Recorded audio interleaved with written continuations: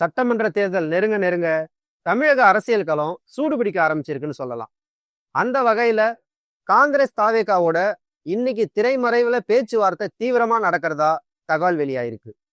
திமுகவோட சட்டமன்ற தேர்தல் கூட்டணி பேச்சுவார்த்தையில எதிர்பாராத முன்னேற்றம் காங்கிரஸ்க்கு கிடைக்காததுனால இப்ப தாவேகா பக்கம் திரும்பி இருக்கிறதா தகவல் வெளியாயிருக்கு. காங்கிரஸ் கட்சியோட மூத்த தலைவர் ராகுல் காந்தியோட தேர்தல் வியூக குழுவை சேர்ந்த 2 பேரு நேரடியா தாவேக தலைவர் விஜயை சந்திச்சு பேச்சுவார்த்தை நடத்தினதா அரசியல் வட்டாரத்துல சொல்லப்படுது.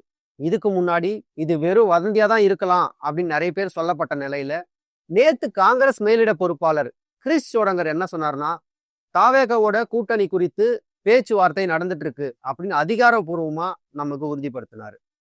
அதுக்கு பிறகுதான் இந்த விவகாரம் அரசியல் வட்டாரத்துல பெரிய பேசு பொருளா மாறி இருக்கு. ஒருவேளை காங்கிரஸோட தாவேகா கூட்டணி அமைச்சா எத்தனை தொகுதிகள் வரைக்கும் ஒதுக்குவாங்க அப்படின்ற அளவுக்கு பேச்சுவார்த்தை நடக்கிறதா சொல்லப்படுது. ஆரம்பகட்ட பேச்சுவார்த்தை ஏற்கனவே முடிஞ்சிடுச்சுன்னு அடுத்த கட்டமா எங்களுக்கு எத்தனை தொகுதி தான் கொடுக்க போறீங்க அப்படின்ற அளவுக்கு இப்ப காங்கிரஸ் பேச்சுவார்த்தை நடத்திட்டு இருக்கு அப்படின்ற அளவுக்கு இப்ப அரசியல் வட்டாரத்துல பேசிட்டு இருக்காங்க. கடந்த மாசம் வரைக்கும் நட்பு அடிப்படையில மட்டும்தான் தாவேகா காங்கிரஸ் பேச்சு இருந்ததா சொல்லப்பட்ட நிலையில இப்ப முழுமையா கூட்டணி பேச்சுவார்த்தையா பேசிட்டு இருக்கிறது பெரிய தகவலா இப்ப வந்துட்டு இருக்கு.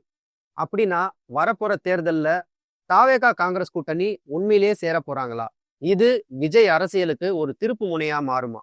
இதுல முக்கியமான விஷயம் என்னன்னா, திமுகவோட சட்டமன்ற தேர்தல் கூட்டணியில ஏற்கனவே காங்கிரஸ் இருக்காங்க.